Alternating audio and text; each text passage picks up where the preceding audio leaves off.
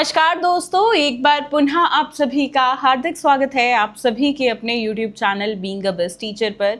दोस्तों, आज की क्लास में हम इम्पॉर्टेंट क्वेश्चंस डिस्कस करेंगे। बीएड फर्स्ट ईयर के लिए सब्जेक्ट रहेगा पेडागोजी ऑफ इंग्लिश।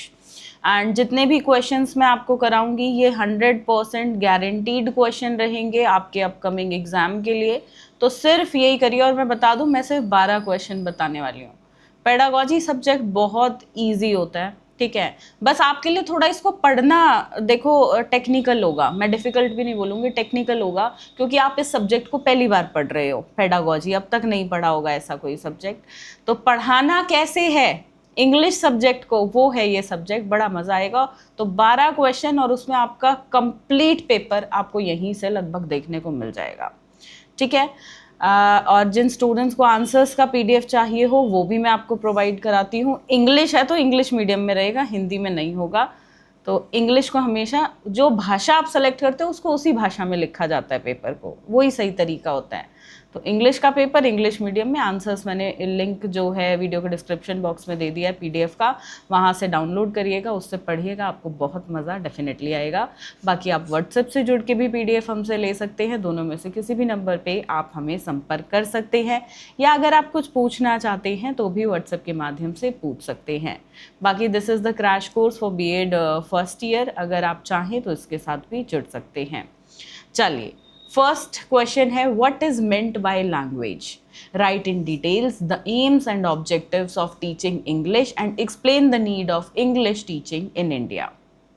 तो लैंग्वेज है इंग्लिश, तो एक क्वेश्चन ऐसे लैंग्वेज पे आता है। और मैं आपको एक चीज़ बता दूँ, इंग्लिश लैंग्वेज की ना कोई 2 डेफिनेशन भी लर्न कर लेना। अगर आप डेफिनेशन अपने आंसर में लिखते हो, वो डेफिनेशन किसने दी उनका नाम हाईलाइट करके लिखते हो, तो इससे अच्छा तरीका कोई नहीं होता एग्जाम राइटिंग का। पूरे सब्जेक्ट में सिर्फ लैंग्वेज की 2 डेफिनेशंस बोल रही हो, लर्न कर लेना। फिर है define language, discuss the various principles of language teaching and also discuss the importance and functions of language. Third question है, देखो पोएट्री या प्रोज किसी एक पे आता है जनरली, ठीक है। उसके ऑब्जेक्टिव्स, मेथडोलॉजी पूछ लेगा, फिर साथ में पूछ लेगा स्टेप्स, ठीक है। तो प्रोज या पोएट्री पे जनरली हर साल किसी एक पे क्वेश्चन आता है। फोर्थ क्वेश्चन है, पूछता है कि भाई मेथड और अप्रोच दोनों टर्म्स को एक्सप्लेन करो। आपके अनुसार भाई कौन सा मेथड बेस्ट है इंग्लिश पढ़ाने के लिए, to teach English in India, वो आपको बताना है, जस्टिफाई करना है। अब ये जो ब्रैकेट है ये मैंने लगाया, ये एग्जाम में आपको देखने को नहीं मिलेगा। ये सारे मेथड अप्रोच आपके जो है मेथड्स दिए हुए हैं आपके किसमें, सिलेबस में।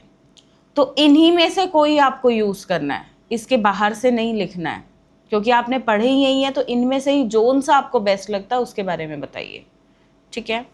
Next is define grammar and enumerate main characteristics of grammar.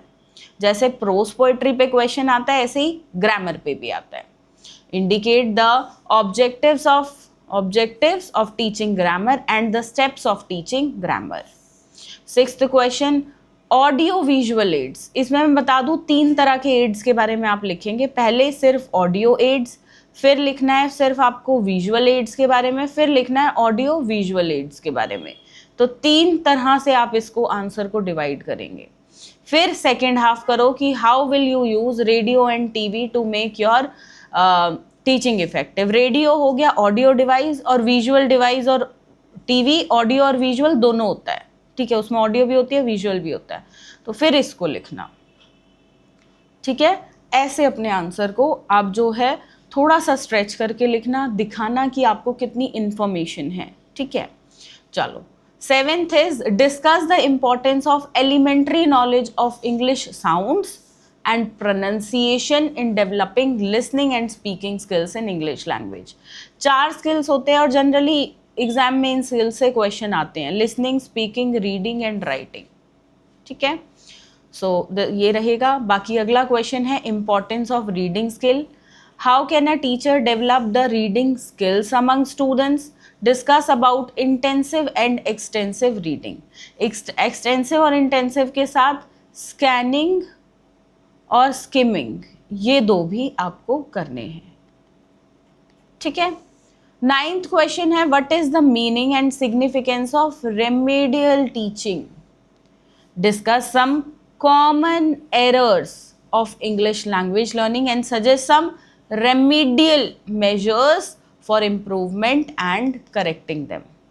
Correct? Next is mechanism बताना है writing का, अब इस वाले skill पे question है ये. What are the different methods of teaching writing? Give some suggestions to help in improving the writing skill of the language. 11th question, define evaluation, इसके टाइप्स और प्रोसेस बताओ, इसकी नीड बताओ और पर्पस बताओ. देन एक क्वेश्चन CCE पे आता है. इसके साथ एक चीज़ बता देती हूँ, अचीवमेंट टेस्ट, ये भी थोड़ा सा देख लेना. पेडागोजी सब्जेक्ट का इम्पॉर्टेंट क्वेश्चन है, ठीक है. और ये तो मैंने शायद एक क्वेश्चन और मैं बता रही हूँ, ब्लूम टेक्सोनॉमी, ये आपके दोनों, एक सेकेंड, ये दोनों आपका जो दूसरा पेडागोजी सब्जेक्ट है इंग्लिश के साथ, चाहे वो SST हो, इको हो, फिजिकल साइंस हो, कोई होम साइंस हो, कोई भी सब्जेक्ट हो, ये दोनों टॉपिक्स उसमें भी हैं. तो एक तीर से दो निशाने, इस सब्जेक्ट में पढ़ो काम दोनों में आएगा. ये दो टॉपिक्स भी साथ में मेरा सजेशन रहेगा करना, ठीक है. ब्लूम टेक्सोनॉमी तो करना ही करना है, छोड़ना बिल्कुल भी मत. मतलब आई एम डैम श्योर जो क्वेश्चंस आएंगे, आपको लिख के मैंने क्वेश्चंस दे दिए हैं, बट प्लीज़ आप करना, आपका काम है. तो ये जो सजेशंस में क्वेश्चन दिए हैं ये करने हैं, छोड़ने नहीं हैं, ठीक है. चलो, बाकी मुझे कमेंट करके बताइए आपके बाकी के दो पेडागोजी, मतलब दूसरा पेडागोजी सब्जेक्ट कौन सा है, या आपके पेडागोजी सब्जेक्ट पे अभी तक मैंने क्वेश्चंस नहीं दिए हैं इम्पॉर्टेंट क्वेश्चंस, तो आप वो भी कमेंट करिएगा कि किस सब्जेक्ट पे आपको चाहिए. बाकी आप जो है इंग्लिश का आंसर्स का PDF वीडियो के डिस्क्रिप्शन बॉक्स में लिंक है, वहाँ से डाउनलोड कर लीजिएगा. कोई क्वेरी हो तो हमें व्हाट्सएप से आप पूछ सकते हैं या कमेंट के माध्यम से भी पूछ सकते हैं, राइट. चलिए, धन्यवाद, जय हिंद.